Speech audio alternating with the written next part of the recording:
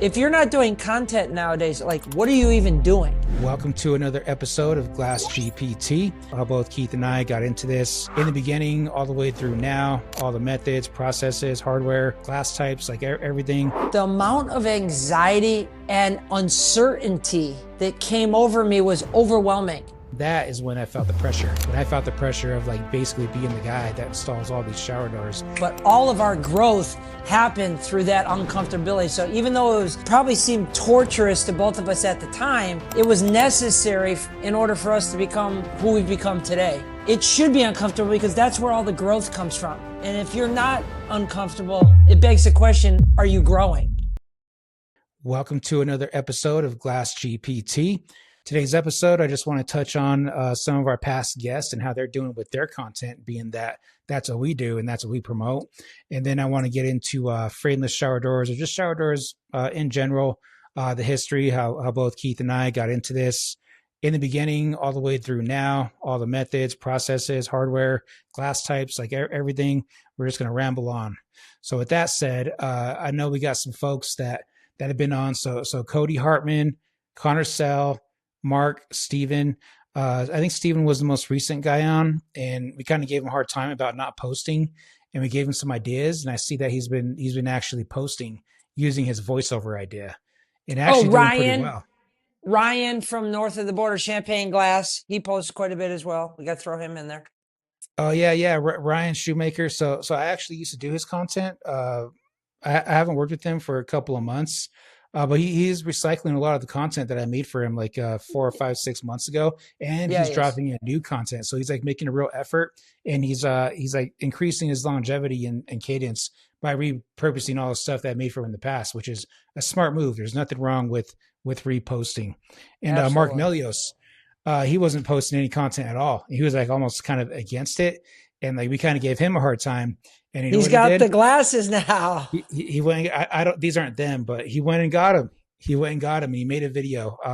I told him what to do. I was like, dude. He texted me. I was like, download CapCut for PC, pay for the pro version, and then call me and I'll show you how it's done. He must have just figured it out because it's that easy. But yeah, man, it's not that hard, right? And then who else? Connor. You know, obviously he was doing well already, but it seems like he's doing even better after we've been hanging out with him. I think we've inspired him to take it to the next level.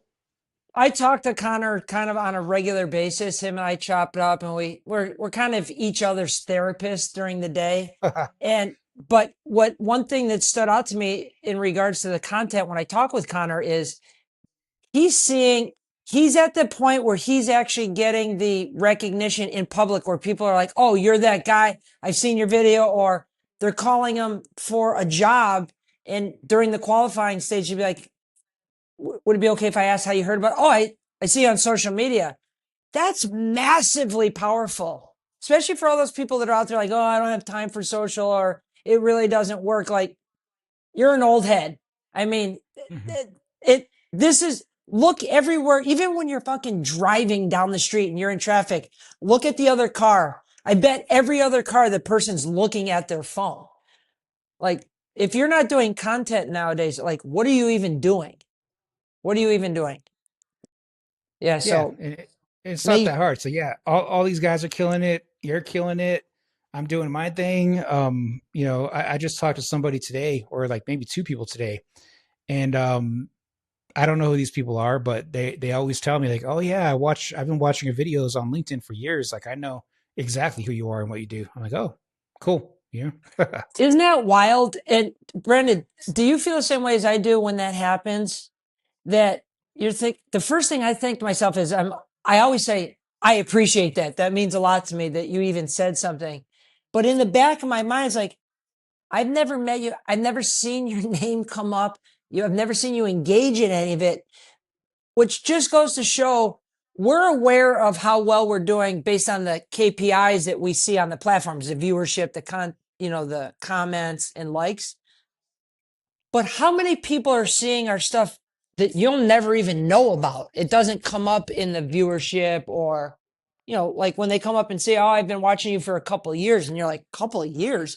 I've never even heard or seen your name before. And so it's massively powerful, massively powerful. Yeah, and it makes a difference for sure. And like especially like at glass build, like I'm sure you had this for years, but like for me, it gets stronger every year. Like random people come up to me, or even people I look up to. Like last year, I think it was, I met Stephanie Couch, the girl with the big pink cat, Oh and, yeah, the and pink hat. pink cat, and I was like, oh my god, I got to go say what's up. I had my camera in hand. I ran up to her, and then she knew who I was, and I was like, oh man, that's so cool. Validation. That's awesome. Yeah, validation. That's what it is. Validation. It's a good Mhm. feeling. I mean, you already know in your gut that what you're doing is working, but it just hits different when someone else says something to you and they recognize you and you've never formally met, but they talk to you like they already know you. It, I'd be lying if I didn't say that didn't feel good. I mean, it feels fucking awesome. Yeah, it does. And yesterday, I had dinner with a fellow creator, LinkedIn Oh, creator, oh, Cindy Sim, oh, I came saw that. to, yeah, Denver, Colorado. And I was like, oh my God, I feel like I'm talking to a LinkedIn celebrity. She's like, me too. We were just kind of giving each other props. And she's like, let's do a little vlog. Can you make a little vlog? I'm like, yeah. And so rather than busting out my cell phone, I was like, hold on. I got my Lumix S9, put my camera. She's like, you don't got to do all that. No, no, no. This will just take a second. Just all you got to do is flip it on, hit record, and then that full frame camera just hits different than an iPhone. I So saw it. That was a banger piece of content. I did see that.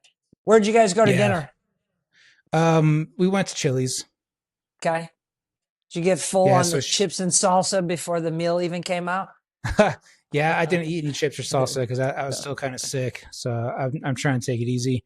But yeah, she took myself and like 4 or 5 other members of our team, and we placed a couple of nice orders with them recently, and so she was just stopping by to show us some love. That's cool. I always like that. Yeah. All right. All right. Well, let's get into it. Shower enclosures. Yeah, Well, so why don't you go ahead and start from the beginning from your experience? Like, what was your very first experience with shower doors, and how did that go? oh wow. Well, I'm going to start with this part. I remember the first shower. I know where it is, the very first shower enclosure that I was allowed to go install on my own as a lead with a helper. I wasn't even 21. I was 20 years old, and this was back in Western Massachusetts, town called Longmeadow, and it was a wall mount door notch panel inline up on a tub deck. So it was wall mounted hinges at the time, and then U channel. So it was a door notch panel. I think it was 3/8 glass. Wasn't low iron. It was standard clear glass. No coatings. That wasn't even really a thing yet. Because 19 years old, I'll be 49 this year. So you do the math on it, 30 years ago. And I had that summer and probably 8 months preceding that installation, I had been a helper with one of the lead installers that worked for my father for years. And I'd gone out for a couple summers. So I kind of knew my way around the toolbox, lifting the glass, interacting with the customer. I felt comfortable enough. But when I got everything up, put my blankets, had all my tools real neat and organized, like I was geeked to do this. And then once it was time to like cut that first piece of metal or mark and drill that first hole, the amount of anxiety and uncertainty that came over me was overwhelming. Like this door notch panel, typically start to finish, me being the helper, was a 2.5 hour job max. That job took me about 5 hours. And it was because I was literally second guessing every single decision that I was making. And um, I can still remember that feeling of uncertainty. And I was, like kind of scared, nervous, I didn't want to fuck up these people's bathroom. They spent all this money on these granite tops. And, I just kept they say measure twice, cut once. I measured like 200 times and then, cut like 3 times. Um, but I think everybody goes through that at some point, and I think we take that for granted that that's a big jump to go from helper to lead installer on your own. And it's not because you don't know what you're doing. It's just because you don't have that crutch. Like, even if I was the lead installer with a, a lead above me watching over me, I probably wouldn't have second guessed anything. But because I was ultimately responsible for everything, it really, it was a nerve-wracking experience.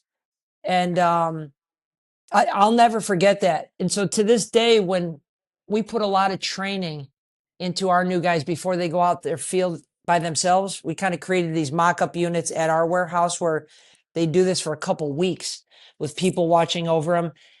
Not because they don't know how to do the door by this point, just to kind of get that feeling out of them. That way, when they're in, we don't want them practicing in the home. That, you know, that could be expensive. Mm.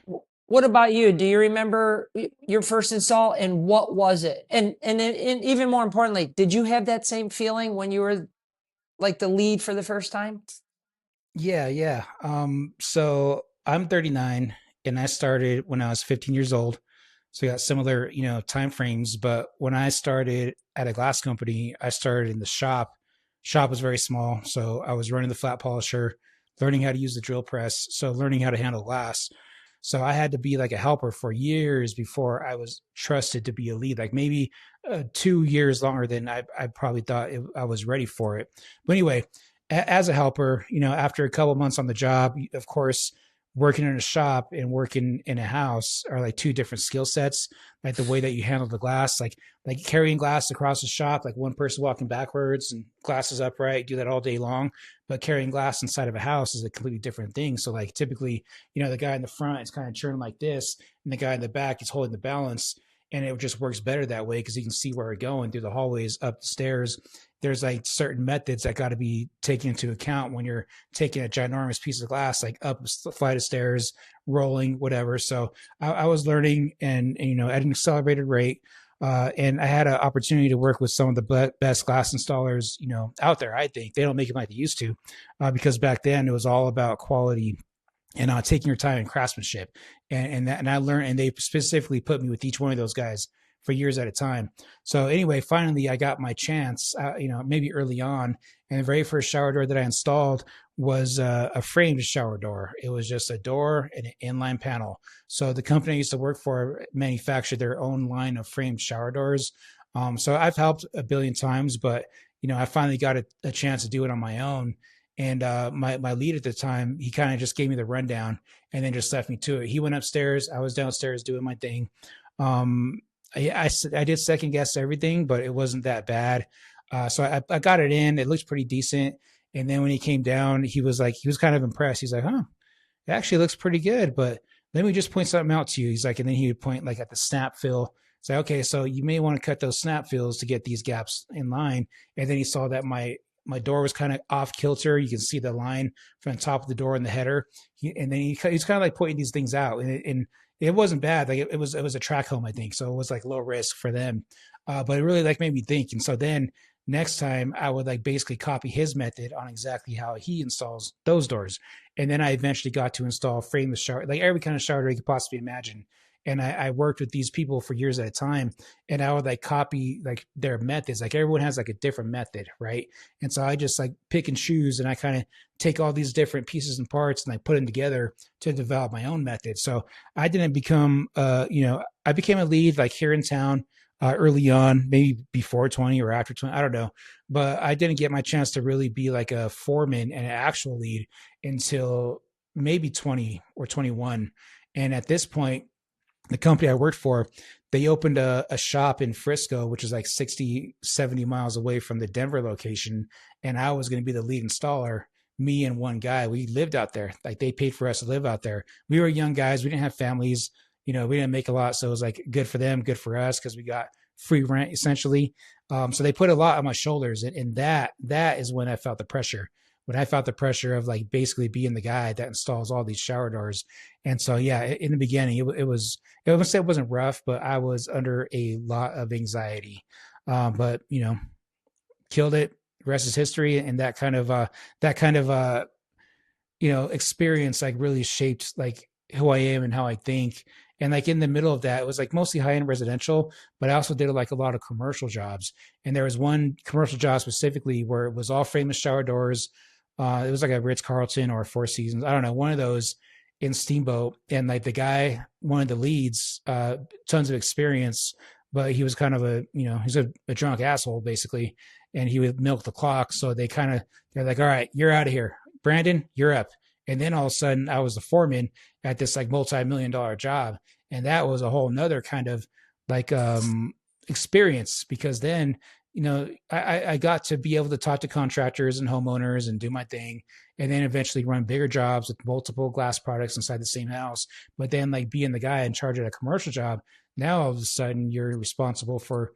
Sometimes they'll send 10 people to help you. Sometimes it's just you on your own. You're measuring all the glass, ordering all the glass, and then on top of that, you're tracking everything like a huge place. And like what got me, what gave me anxiety and still does to this day is like going to a commercial meeting where I look like a young kid. I got the baby face and I'm the foreman for my company. And then all these other guys look like they're 85 years old. They're kind of Oh giving you a hard yeah. time, And so I kind of got to prove myself to not only them, but also to the superintendent. But everything worked out. Everything worked out just fine. I actually love that. And when you mentioned uncomfortability, that it's easy for us to both see this now because we've already gone through it, but all of our growth happened through that uncomfortability. So even though it was probably seemed torturous to both of us at the time, it was necessary in order for us to become who we've become today. And so anybody that's out there that's thinking about moving from shop to installer, from helper to lead, it's going to be uncomfortable. The good news is it should be uncomfortable because that's where all the growth comes from. And if you're not uncomfortable, it begs the question, are you growing? 1000%. And we can tie that back to content. So I made content, dope cinematic content for years. Never wanted to be on camera. One day we crossed paths and you were like, dude, get your ass on camera. I was like, okay. And so I made a couple of videos and I was all nervous. I was like sweating and I was moving my arms. I didn't think I just did it though. And now today, look at us, man. I'm staring down the barrel of a giant camera and it's all good. And everyone And around we're me is like addicted telling me to they see the it. difference. They're like, dude, like my boss, Bobby Barron, and even other people I know in the industry, like they tell me like, man, yeah, you've really come a long way with your camera presence in like the past 2 years. I'm like, oh, thanks, man. So yeah, That's the growth is in that's cool. uncomfortability. 100%. And shout out to Boss Man for acknowledging that because a lot of people I see it, not only myself, but I see it in you. I've seen it in Connor and Cody and all these guys that are doing it. But it's cool that there's people out there acknowledging that. I think everybody needs a little bit of affirmation. Everybody deserves to get their flowers every now and then. And when you do get, not that we need it, but when we get it, it helps push us. For me anyway, when somebody gives me flowers, it pushes me to want to even do more. Want to do more. Yeah. So that's cool. Yeah. When you get good feedback, you want to keep doing a good Fuck job. yeah. Fuck yeah. Yeah. So So what else? so then So we were installers, right, for so many years, and then yeah. eventually that leads into measuring, right? So what was the next evolutionary step for you after installing? So I installed for up north, my whole career up north, and then down south here, I did measuring for or installing rather for about 10 years. And my brother was handling the sales along with my father. And then we hired a couple other people. And what I was realizing is I was started building these amazing relationships. I started to get like what I was known for out in the field was not only doing the install and I considered myself a good installer, a real good installer. But what I was even better at, I think, was problem solving through communication with the job supers. Like I realized quickly that shower doors in the scheme of some of these multi-million-dollar projects on paper is like minuscule. However, what I realize is at the end of a residential, I don't know how it is out there, but here in Florida, if the shower doors are drawn on the plans, they can't get the CO until the shower door is installed. And the shower door is usually one of the last things to go in. So you got to imagine if a new build is taking 14 months, 24 months, depending on the size of the project, And any of the subs along the way fuck up or have any delays or change orders, whatever the case may be, our grace period at the end, it's a stage 5 emergency. And the job super at this point has no patience left. Like, he's not treating me like the concrete guy in the beginning. It's like, oh yeah, we're excited to start this new job. This is going to be fun. We have a stage 5 emergency. They're moving in furniture next week. What the fuck? I'm not getting my last draw on this until shower doors get in. And I realized that if I could handle that in a professional manner, that I could quickly become their best friend. Where there's a lot of guys, we see them predominantly on Facebook, a lot of the shithead haters. They treat us like I realize when there's pressure coming from these guys, that's an opportunity, because if I can make that guy's life a little bit easier, he's never going to forget me. And even more importantly, he's going to call his boss and say, hey, listen, we better not be using any other shower door companies. I like working with Keith and my shower door. That's who I want to be working with. And so when I started recognizing that, they started all calling me on my cell. And then it was like, before you know it, I was getting plans sent to me. Even though I didn't know how to use the or the email component within my cell phone. I realized that, you know what, I think it's time to start transitioning from install into sales. And we had a big enough kind of bullpen of helpers and installers that could handle an uptick in business. And so it was just kind of a perfect storm for me to go from install into sales, because we needed to bring in more work to keep feeding all the installers we had. And I was starting to get enough of these calls from the job supers and some of the home builders that, you know, some of these home builders do everything. So they're the job foreman, they're the payroll, they're the purchasing agent. And so when I got in with them and they started calling, I was like, you know, I think it's time that I go full on in sales. And then there's a whole nother learning curve, right? Like, I didn't know shit regarding sales until probably 4 or 5 years into it. But that was kind of my evolution from install to sales. What about you? Yeah. So I think, well, okay, yeah, I know what it is. So after installing for so many years, like the next job up at the bigger company I was at is measuring. So you have guys that, you know, do full-time measures, and that's like the dream job for an installer, right? And I was shooting for it because I'm always goal oriented. And so I finally got my chance, and the only reason I got my chance is because I was actually measuring already. Because, you know, in the mountains we had our old timer boss, Tom Malone. Shout out to him, one of my mentors. Anyway, he did all the measures, he did all the breakdowns. All I did was show up and get it done. But eventually he started asking me for advice because I had like a knowledge end from the other side. But like on the commercial jobs specifically, I was measuring all the glass that I was cutting, and I wasn't measuring tight center line. I was measuring fully broke down sizes, right? We kind of had a system down, and like I basically never missed. I mean, you know, of course, maybe I missed a few times, but like almost every single shower door fit like a glove. There was like very low recuts. And so they noticed that. And so like, okay, we had to close down the mountain shop because my daughter was born and I was going to move back. My daughter's 16 years old, about to be 17. So that was about that long ago. So they, you know, I was going to move back. They closed down the mountain shop. And so when I got back, I had my opportunity to start doing some measures. So I still had my install van, but then I was like half-time measuring, half-time install. Eventually I gave up my install van altogether and I just had a truck, but I still had a rack on it just in case. So I can cut cabinet glass or whatever. But so I was just measuring. So they would just set things up for me. I would go there, I would measure it. I would turn my paperwork in, you know, sometimes, but we had like a competition. So there was 3 other measurers or 2 other measurers at the time, maybe 3. But anyway, we wanted to increase our sales. And so we wanted to try to close the job, right, on site and come home with a check. And so that was the goal. If you, you know, some of them were already sold, like a builder, you show up, nobody's there, that doesn't count. But a lot of times it's homeowners and they're ready to buy, or, you know, whatever it is, like they haven't made a deposit yet, they haven't approved it yet. So my job was to not only measure, explain the options, show them on my Kindle Fire what their options are, which they were impressed by a knowledge base, but then lead into the sale, right? So measuring turned into a sale if I can get them to write that check. And then of course I would take that and hand it in.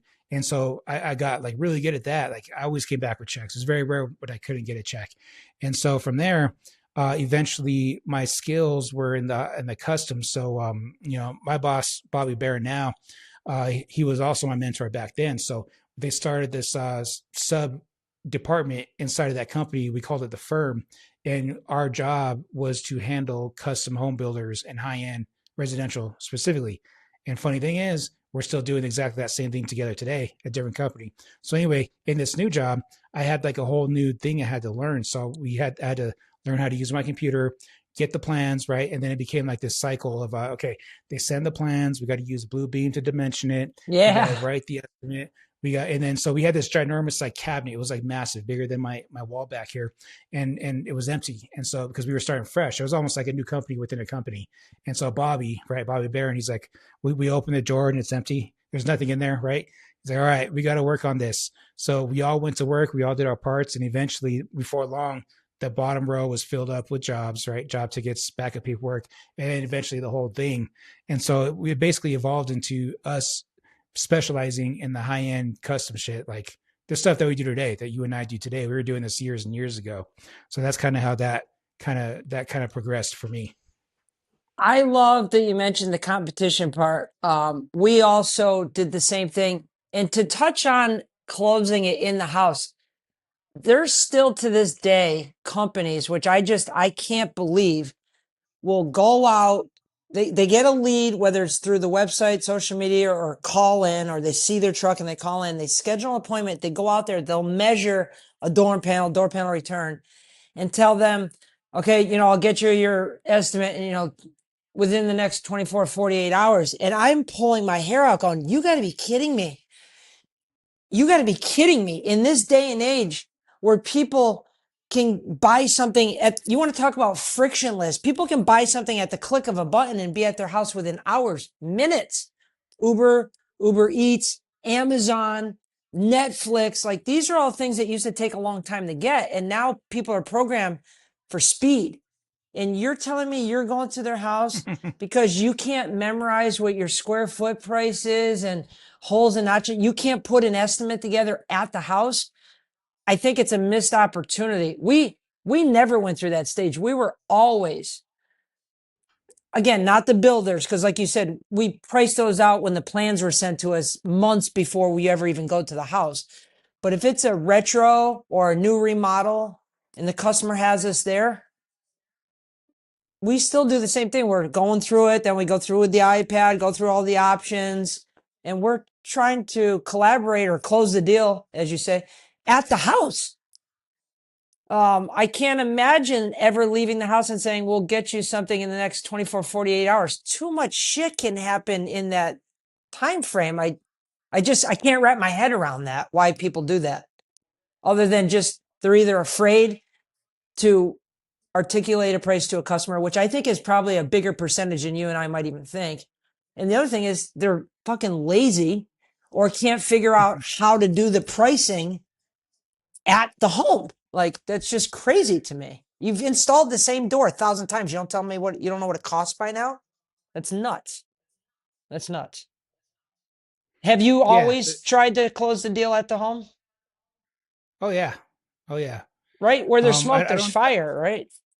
Yeah, I don't do it so much these days because I literally only deal with custom home builders and design firms, and with them, Well, right. That's shop not part drawings of the have to be equation. approved. Right, Yeah, right, yeah. right, right. Yeah. It's not really a part of the equation for me these days, but sometimes, occasionally, I do go to a homeowner's house and like I know the price. I can almost guess what the pricing is without doing any math at all, just by looking at it.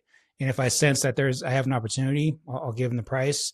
And I almost have shop drawings generated already because I have it drawn on my iPad using GoodNotes. It looks exactly like a CAD drawing almost. Everything's filled out, and so I can use that as my shop drawing. I could have them sign off with my my Apple Pencil, and if I'll just tell them this is the price, plus or minus, give or take for tax, but I just need approximately this much, and I'll get it going right away. And it's that easy. You know what? I haven't. So I have a guy that measures full time now. I haven't put him on to doing that yet, and I need to get on that because that is a opportunity. Like reflecting now, I'm like, damn, this is idiotic. I got to get my guy onto closing on the job.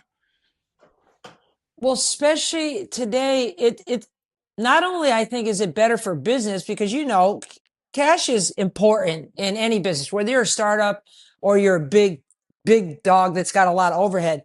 Money coming in is massively important. And the reason why I think the speed of pricing at the home is so important is because humans today are we're all spoiled with speed. Everything you can have at your fingertips within minutes. And so why should this be any different? If you walk in there and leave, before you know it, they're at dinner. Oh yeah, I had Brandon over there, gave me a price on the shower. I should hear, oh, what was it? Well, he's gonna price it, next couple days. They're like, oh, I got a guy, you should call my guy. He'll get it done right away. Like, why even put that on the table? You just I can't nobody can convince me otherwise that you shouldn't be prepared enough, especially at our level, to be giving a price to the homeowner while you're there. That's just stupid to me. Stupid. Missed opportunities. Missed opportunities. Yep. They say time kills all deals. Of course. Of course. um, What was all your right, what first else? big project that you landed? Like multi-unit, 30 plus unit, 20 plus units. I got one while you think. This was unbelievable. Yeah. This was, I could tell you almost exactly when this was. This was like 2009, 2010. We were just coming out of the recession. Things were starting to come back. There's a family owned hotel here in Naples called Naples Beach Resort. It had been around. It looked like it had been around. A lot of band-aids put on this hotel, and it just went through a renovation. That's what happens around here, maybe out there. Every 5 years or so, all these hotels go through a renovation. New carpets, new paint, new showers, everything. Because people beat the shit out of these places, right? And then all of a sudden there's a new hotel, so you got to keep up with the Joneses, so they're remodeling. So this hotel that family owned, beautiful place, was going through renovation with a contractor that Doug and I had met at a monthly Rotary Club meetings, like every third Tuesday of the month or one of those. And Doug and I couldn't even grow facial hair yet. And I remember us sitting at a table with this contractor and so what do you two nitwits do? What time do your parents pick you up? I remember him saying this. And we're like, we own this company in my shower door. We measure heavy glass frameless shower enclosures and we install. And he's like, no shit. He goes, I'm looking for a bid on 300 of them right now at Naples Beach Resort. And I go, like, that was Mount Everest to me. That was like what I would dream about at night because we were used to selling 1, 2, 3 of them maybe at once was our biggest in a house. And he says 300. And I was hard for me to even keep my composure together because I was just like a dog in heat. I was so excited to somehow latch onto this. And literally a month before we invested in our first container of glass. So we had pre-bought these 5-foot 3/8 by 74 and 78 tall bypass sliders. We glue all of our own hangers on. We'd bought all of our own extrusion. So we made our own slider and we bought a container of them. And in a container, you get about right around 700 pieces of glass at the time of 3/8 glass. I think it was about 700.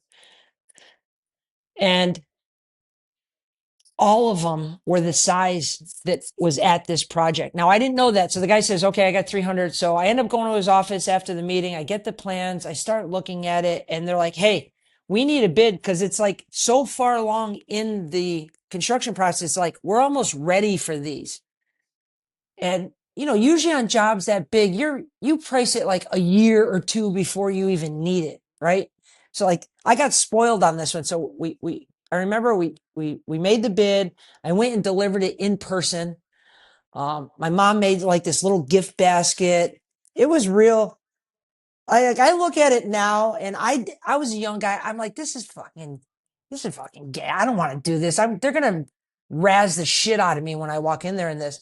But my parents, especially my mom, she liked to put the little extra touches on it. So I brought that basket and I gave it to who ended up being the purchase manager's assistant as soon as you go in the doorway. So I gave it to her. And I ended up turning in the bid. And he says, hey, he goes, let me look at it. And I thought he'd digest it and call me in a week or two. He looks at it, he goes, you can do it for this price? Like, how long before you can get the material? I said, we actually already have it all in stock. He goes, you're kidding me. And he goes, I'll tell you what, I'll get back to you in 2 days, but I think we're going to give you the job. 2 days later, we get the call. And I remember walking through the showroom, dude. I thought I was like John Wayne telling my brother and father, I go, you're not going to believe this. It's just 300 units. I literally just sold the entire container. We figured it would take us a year and a half to sell the container of glass. It was gone on the first sale, gone. And I'll never forget that. Now, I've never had a sale go as easy as that one, but I'll never forget it. That was my sale. Like, that was the best sale that we had ever had at the time. And I still remember the feeling of getting that one and walking through the show. I felt like king shit. Oh, it felt good. Yeah, so my first big clients, I actually did wholesale work before I focused on What custom. is that? What do you mean? So like other glass companies buy or millworks companies buy, they send you the sizes and you just cut the glass and Oh, deliver it to them wholesale, right? That's what we call okay. it. Yeah. If Yeah. we're Yeah. not if we're Yeah. not assuming any liability or risk because we're not installing it, we're not Cash and managing it. carry. Cash and Yeah, carry. yeah. Yeah, so we call that wholesale. So Okay. my first actually had three big clients, but my very first big client as a young kid, as a young salesperson, this place called High Country Millworks, and they were a premium millworks company, and we landed the job. So like they'll send like technical drawings that they make in SolidWorks. It shows like the pieces and parts, and it was like tons of 1/4 inch Starfire, 3/8 Starfire, 1/2 inch Starfire, 3/8 gray tempered. Tons of laminated glass, tons of UV bonded cubes with mitered edges. And back then, like nobody knew how to do that. It seemed like in the world. So like, we sold one, and I want to say the average was like it was like between 50 and 75K like per month, every month for like years straight, essentially. And back painting glass, tons so because of that, we developed our own back painting glass department.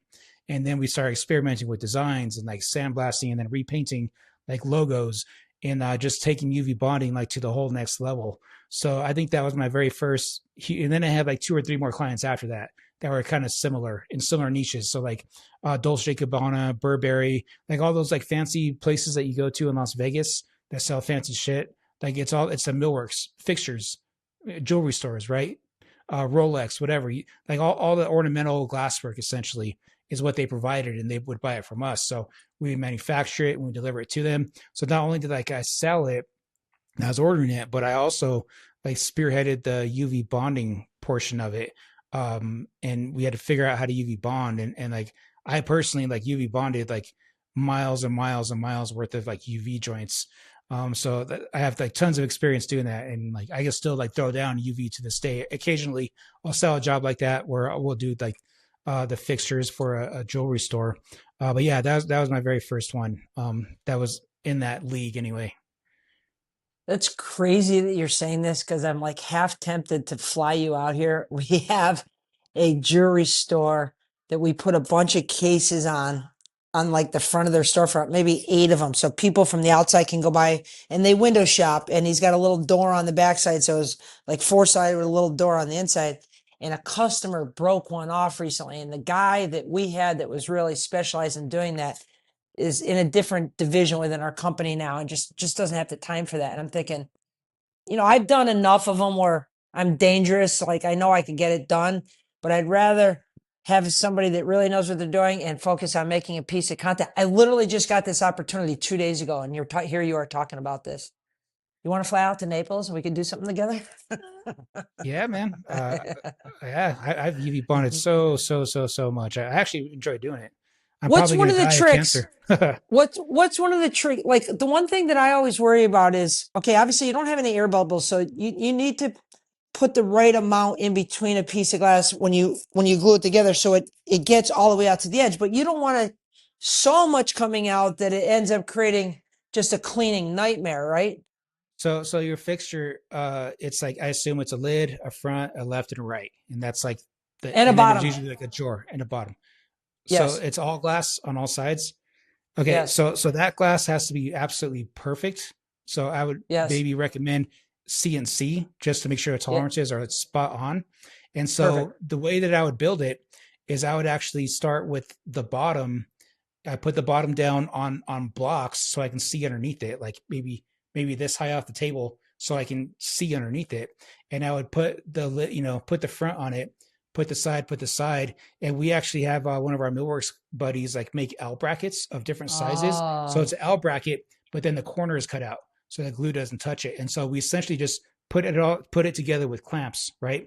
And so you don't want to put the glue in there before you put it together. So the process Oh. is you lay your piece down, you hit it with your alcohol, isopropyl alcohol, not denatured, and then you hit it with a blowtorch or Pryosil. That's what Bole sends with their kit. But probably Pryosil because you're in a wet environment. It just gets rid of that moisture and it just gets the glass ready to receive the UV glue. And then you put it all together. Same thing, clean edges, Pryosil, put it together till it's perfect. And then and only then you would use a low viscosity LV 740 Viz. That's what it's called. And like it's almost like a silicone tip where like you go in the corner like you're doing a miter and you just kind of like almost like not push too much, but you just let the weight of it carry itself out and you just barely squeeze and go down the sides. And you can look through the glass and you can watch it because it's low viscosity, almost like water. And so you can see it starting to fill the Oh edge, shit. right? And that's why you want to lift it up on blocks because you want to look underneath it and see that there's no bubbles. And so with that, it's just going to stay in there. It's going to be a lot cleaner. And so then you want to clean that, right? So there's no excess glue. Make sure there's no bubbles. And then the medium viscosity, if for whatever reason the gaps are bigger, or sometimes you can put like medium viscosity like on the top, at the top corner, so it falls slower. So once you have everything perfect and you're sure there's no bubbles, and there's tricks to getting the bubbles out too. So if you do have a bubble, you can kind of like vibrate the glass, or slide it like until it comes out, or you can get like a paper towel and make like a what I call a rat tampon, right? You just spin it and kind of stick it like into the iris, and then it'll Okay. like it'll suck the glue out slowly, and it'll suck that bubble out. You can see it happen because you can see No through the glass, shit. right? And then once it's perfect, then you flash dry it for exactly 10 Mississippi. So what happens is when the UV light hits What do you that dry glue, it with? What are you drying it with first? well, yeah, UV light, of course. That's Oh, why it's okay. called UV glue.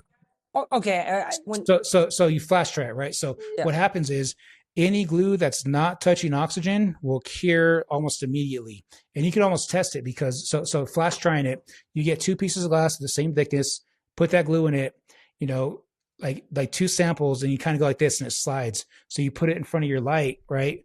And it usually takes about 10 Mississippi before it's locked. So you flash dry it. Then you take it all apart, it's staying put together, right?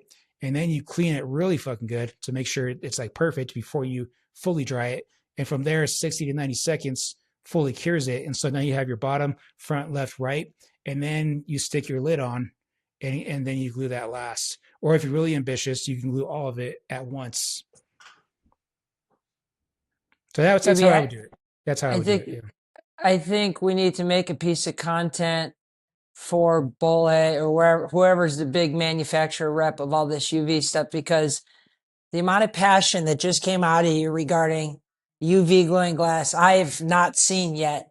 But also the methodical, not like the way you just dropped that for it. I think this section needs to be cut just for UV gluing. It was fucking perfect from start to finish.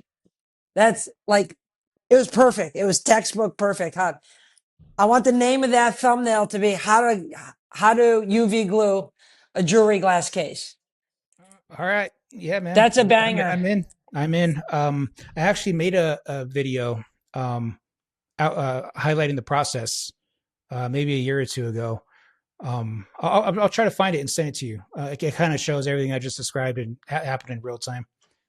Okay, but I want this last 5 minutes, 4 minutes edited with the front of it, shooting it to anybody and everybody that is selling UV glue in kits in the market. Because I'm going to be on LinkedIn and I'm going to be sending it to them so they can sponsor this show for a month. Okay, so Portals has it. So the best UV glue is made by Bole. Bole bought Portals, and their products are now sold on the portal's website. Bole is German, and so we only use Bole Specken Sie UV glue. Deutsch? Yeah, yeah. Specken Sie So you could Deutsch? go to the you can go to the portal's website and buy all the shit that I just described. We still buy it to this day, and it's still the same, still exactly the same as it has been like all these years. I believe that's where Rod buys it all too. That's where we get all of ours from. Mm-hmm. Well, that's it. I'm reaching out to them. They don't know yet, but we're coming.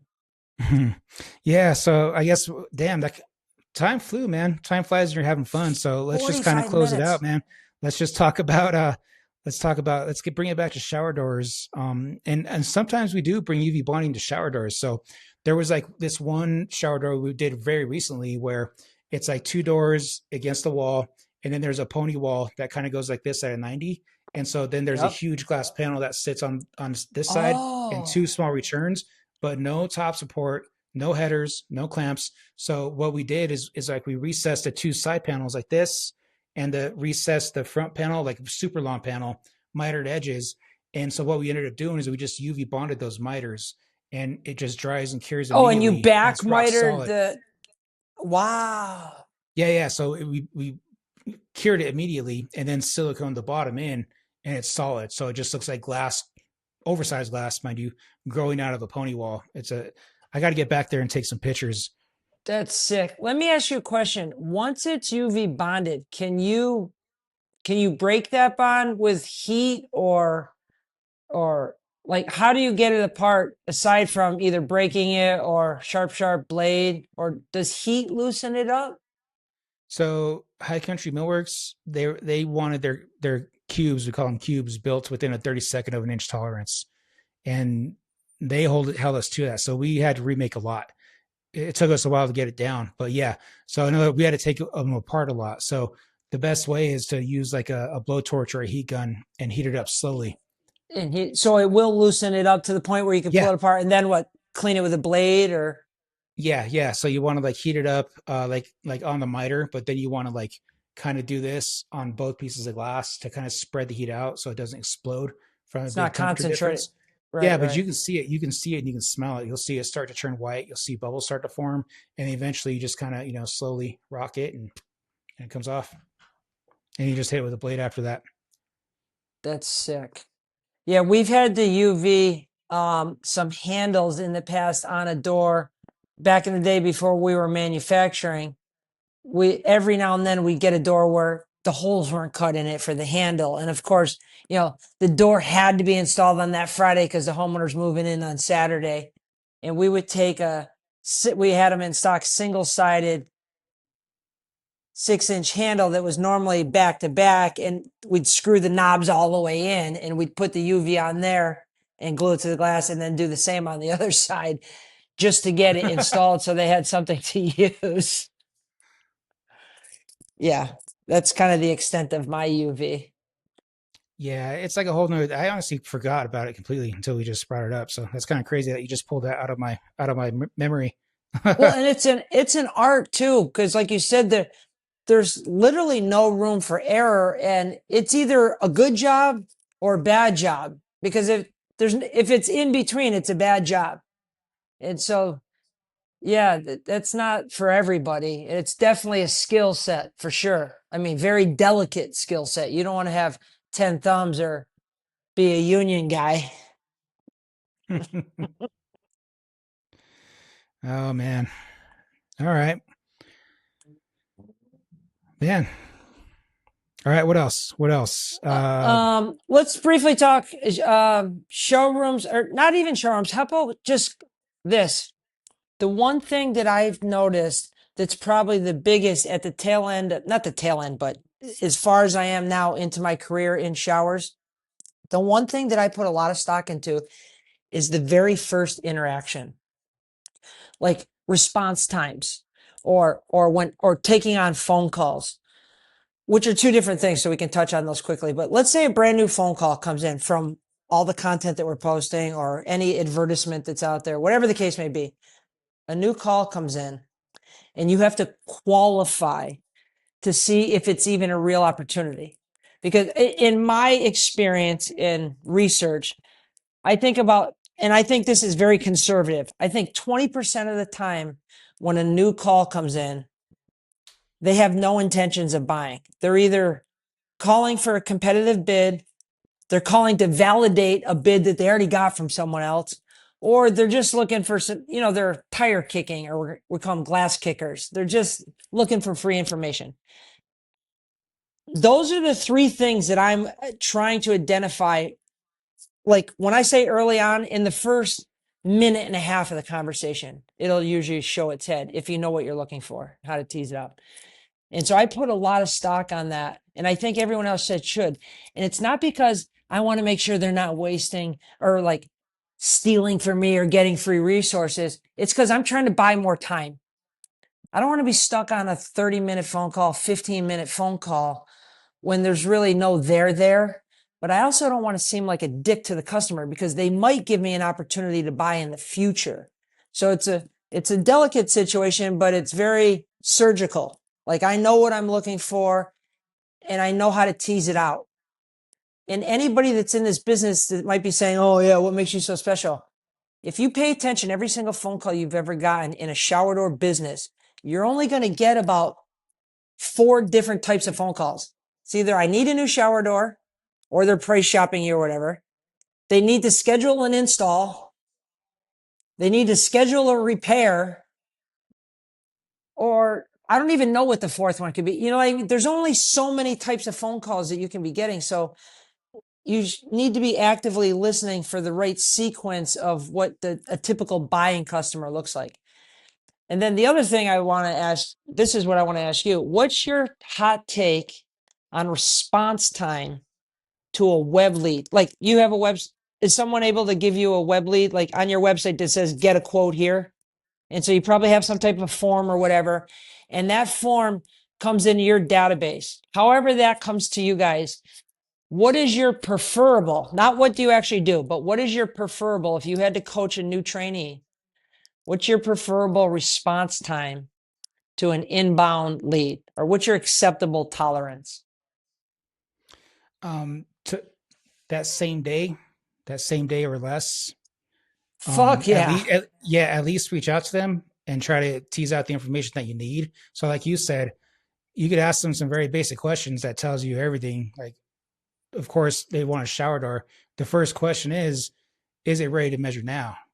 Second question is, do you have a design in mind that you would like to explore? And if they say yes to both of those things, then that's automatically a good thing. Or they might say, oh no, I'm remodeling. It'll be done in 6 months. I just want to get pricing. And so at the end of it, like if it's something like that, it would lead to, okay, can you just send me a picture of your opening and maybe a picture of what you're after?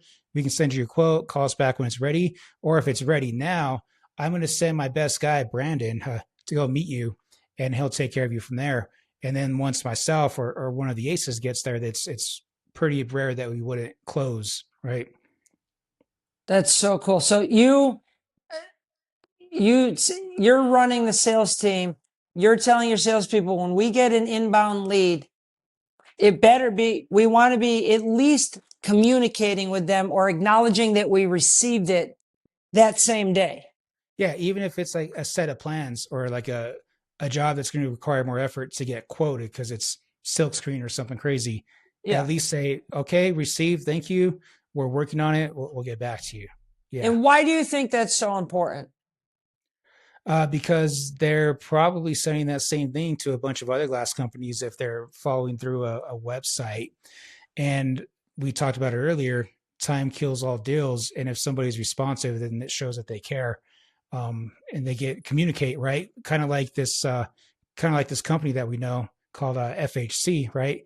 The response time. So we know exactly how it feels when we get responded to. So we just try to replicate that for our customers as well.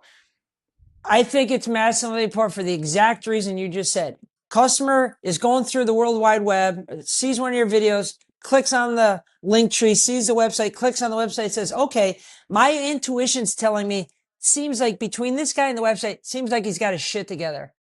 I need a shower enclosure. I'm going to request a quote. If 3 days goes by and they haven't heard from you, 2 days goes by and they haven't heard from you, I think their subconscious starts to question whether they made the right decision on asking for a shower door. Conversely, that web lead comes through, and 5 minutes later, Brandon is sending him a selfie video saying, "We received your quote. I have your plans. I'm going to have a quote to you in the next couple hours. And thank you for the opportunity." Their fucking mind is blown and they're going, I already knew in my gut this company seemed good. But after what this just happened, this is a slam dunk. And almost mentally, they check it off. I'm not shopping anywhere else. The sequence of events that just happened here played out so perfectly that I feel like I made a good decision. I can now start focusing on other projects because by you not communicating or getting back to them or whoever, not you, but anybody that's there like, well, if you get it to them in a couple of days, that's good. No, it starts psychologically, it starts to almost have self-reflection saying, did I make the wrong decision on calling this company? Because this was so good and this was so good, but the response time isn't so good. Now I'm going to question it. Let me get another bid. So I think the quicker, every minute that goes by after that lead comes in, before that touch happens, is that much closer. And every human being is going to be different. You know, their sense of urgency across the board is going to be different. But the consistent thing is the quicker you can contact that individual, I think the higher probability you have of closing that and keeping your competition outside the house. Yeah, because if not, then Keith is going to show up that same day and he's going to close them on site and it's over. It's going to be game over. Don't let me Yeah. get my hooks in them. Not only is it going to be over, we're going to be besties. Yep. I don't want just this shower door. I want them all into the future. Yeah, so we know who the high profile customers are, where the potentially high jobs are. So like I don't touch every single job like that, but when someone's like brand new and we and our office can identify that this is a good project or this is a glass railing, it really should go to Brandon or Bobby, right? So we have the most experience and we kind of like handle the higher end, you know, higher profile jobs, but otherwise our team does a fantastic job with everybody else that just wants a tabletop or a mirror, you know, one shower door. So it's Do kind you of like know what my dream job would be aside from being just a full-time glass content creator? That a would, man whore like Keith Bigelow. yeah. No, I already did that and I was really good at it. I'm retired. Um, my favorite job outside of creating content, but what I'm about to tell you would include me creating content. My favorite job would be 100% of the time, headset on, really good mic so I can use my voice, taking on every single inbound phone call for a shower door company. That would be by far my favorite job. And I would like to use that.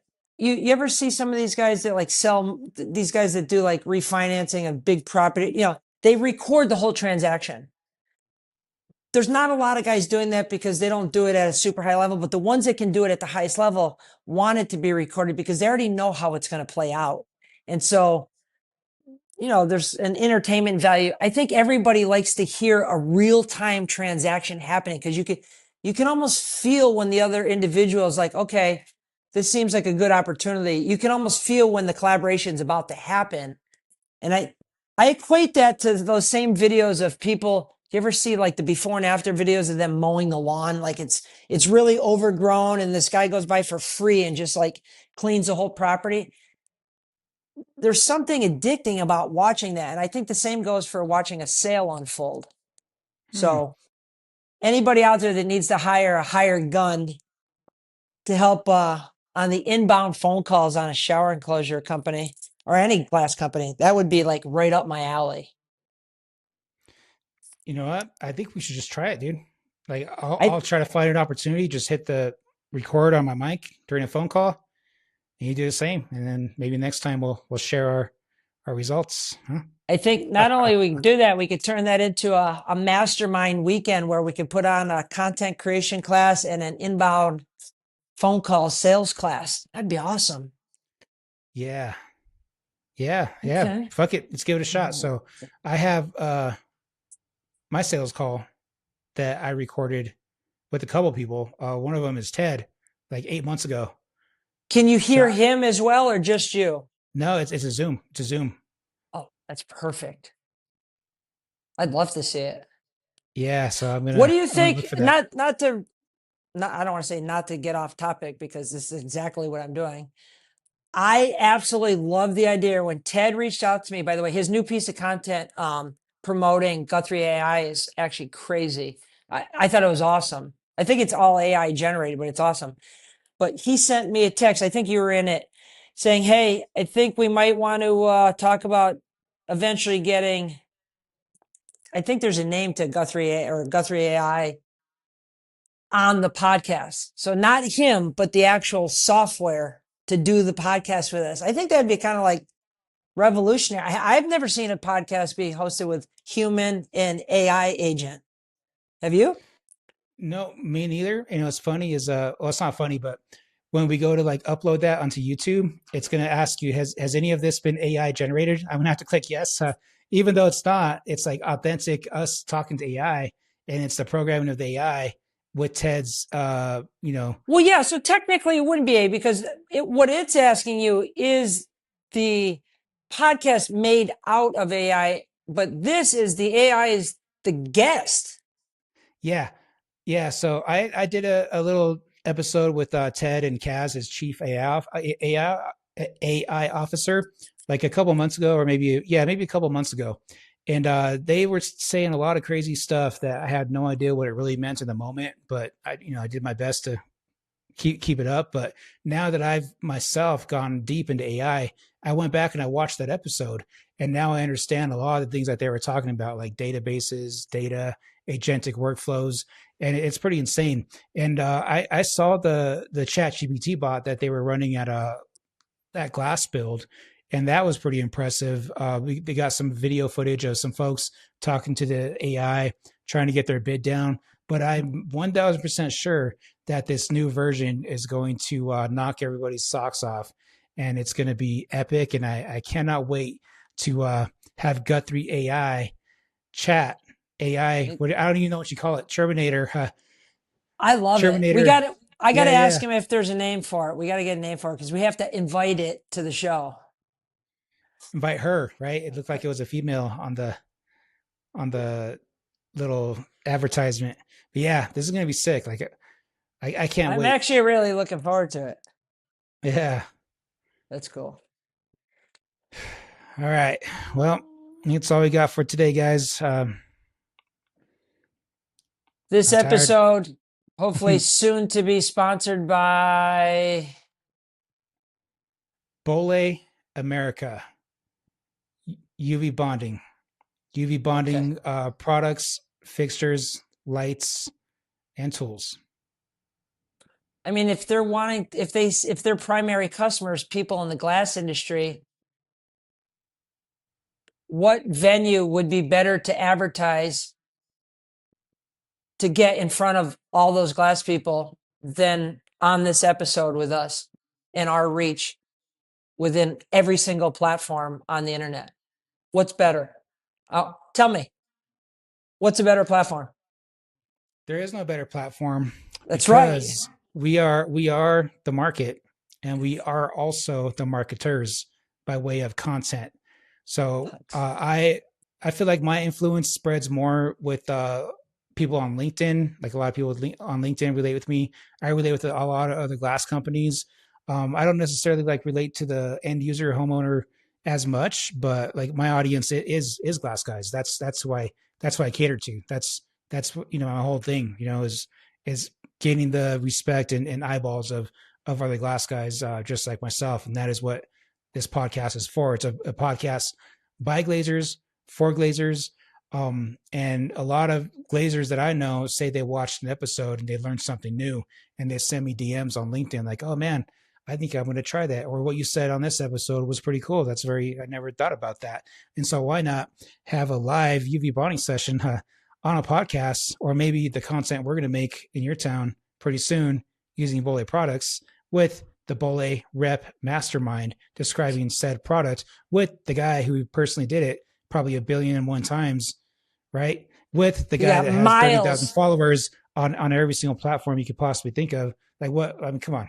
What's better than that? It's a recipe for everybody to win. That is a true win-win situation. Definitely. This is a banger podcast, buddy. All Respect. right. Christy is our rep at Portals. So I'm gonna make sure she gets a link to this podcast, and we'll see if we can make Absolutely. something happen.